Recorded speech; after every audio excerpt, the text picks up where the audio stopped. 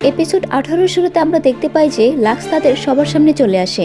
Lux তখন madam violent আর sir ফ্রান্সিসকোকে বলে, অনেক লম্বা সময় ধরে আমাদের দেখা হয়নি। ম্যাডাম ভায়োলেন্ট খুব বেশি রাগ করে ফ্রান্সিসকোকে জিজ্ঞেস করে, এসবের মানে কি? তুমি আমাকে প্রমিস করেছিলে যে তাকে মেরে ফেলবে।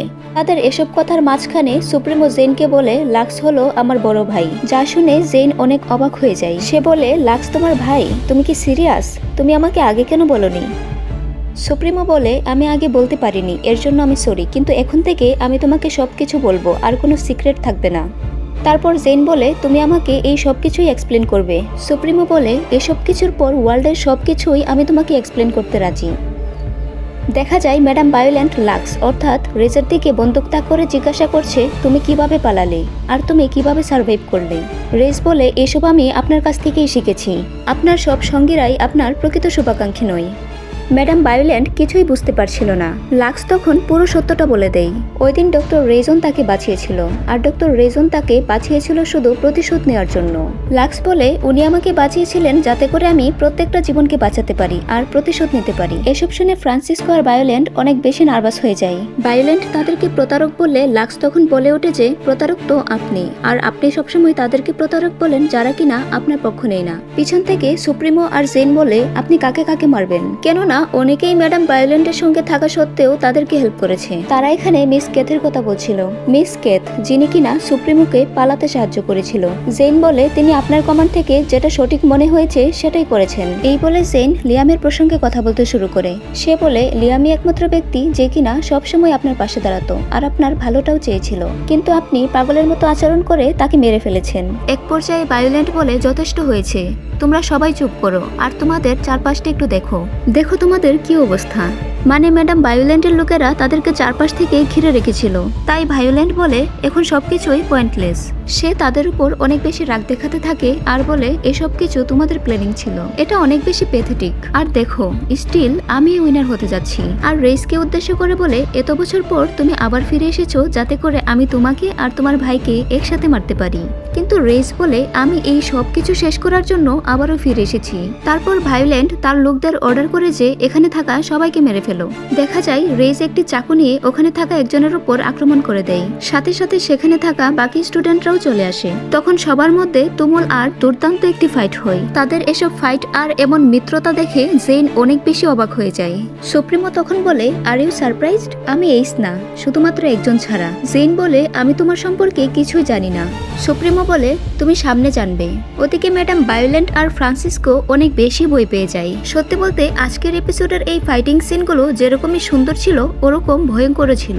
আমি তো পুরো সিরিজের ফাইটিং সিনগুলো এক পাশে রাখবো আর আজকের ফাইটিং সিনগুলোকে অন্য পাশে রাখবো। এমনই মারাত্মক লেভেলের ছিল আজকের দৃশ্যগুলো। যাই হোক সবাই যখন ফাইটিং এ ব্যস্ত ছিল সেই সুযোগে ভায়োলেন্ট আর ফ্রান্সিসকো গাড়িতে উঠে সেখান থেকে চলে যায়। এক পর্যায়ে দেখা যায় মেটকে কেউ একজন বাজেভাবে মেরে মাটিতে ফেলে রাখে। আর এইস মানে সুপ্রিমো জেইনের সাহায্য নিয়ে হাঁটছিল। ঠিক তখনই অপরপক্ষের একজন এসে জেইনের উপর আক্রমণ করে। মেট এটা দেখতে পায় আর সে সুপ্রিমো আর জেইনকে সাহায্য করার জন্য দৌড়ে তাদের কাছে চলে আসে। তারপর তারা দুজন মিলে সেখানে থাকা গার্ডটিকে মেরে দেয়। জেইন মেটকে জড়িয়ে ধরে বলে, তুমি ঠিক আছো? মেট কিছু বলে ওঠার আগেই আবারও আক্রমণ শুরু হয়। সুপ্রিমো আর মেট সবাই ব্যস্ত হয়ে পড়ে গার্ডদের আক্রমণ ঠেকানোর জন্য। দেখা যায় রুকসেন তার দুর্দান্ত ফাইটিং স্কিল দিয়ে একজন গার্ডকে কুকুপাত করে দেয়। এক পর্যায়ে সুপ্রিমো চিৎকার করে বলে, ভায়োলেন্টরা তো পালিয়ে যাচ্ছে। মেট বলে, ওদেরকে থামাও। কিন্তু ততক্ষণে অনেক বেশি দেরি হয়ে গিয়েছিল। তারা তখন গাড়ি স্টার্ট দিয়ে সেখান থেকে চলে যায়।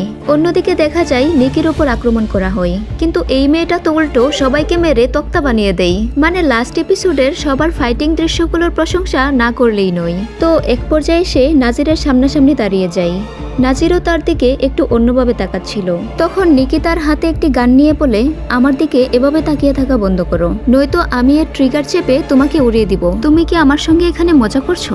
নাজির তখন একটা রহস্যময় হাসি দেয়। তারপর নিকি একটু বিরক্ত হয়ে বলে, তোমার সমস্যা কোথায়? তখন নাজির বলে, আমি মারা যাচ্ছি, একটা বিষ আমার পুরো শরীরে ছড়িয়ে পড়েছে।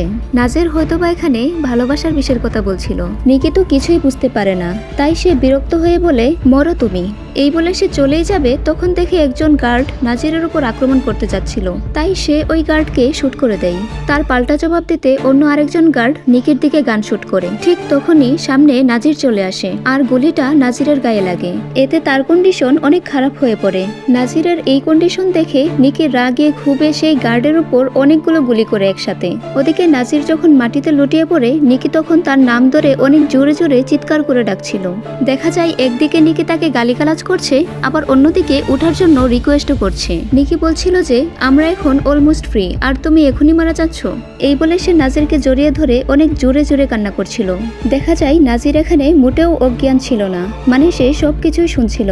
নিকি তখন অনেক বেশি লজ্জা পেয়ে যায় আর বলে তুমি এখনো জীবিত আছো আর আমি এখানে আমার চোখের পানি নষ্ট করছি। নাজির তখন মুচকি হেসে বলে আমি জানি তুমি আমাকে কতটা পছন্দ করো। নিকি তখনও তাকে গালিগালাজ করেই যাচ্ছিল। তারপর এক পর্যায়ে তাদেরকে এখানে থুতু বিনিময় করতে দেখা যায়। অন্যদিকে অনিল আর সুপ্রিমো গার্ডদের সঙ্গে চলে আসে আর বলে যে গেম ওভার। দেখা যায় বাকি সব স্টুডেন্টরা মিলে রাস্তা ব্লক করে দিয়ে মিস ভায়োলেন্টের গাড়ি আটকে দাঁড়িয়েছিল। কোনো উপায় না পেয়ে ম্যাডাম ভায়োলেন্ট আর ফ্রান্সিসকো গাড়ি থেকে নামতে বাধ্য হয়।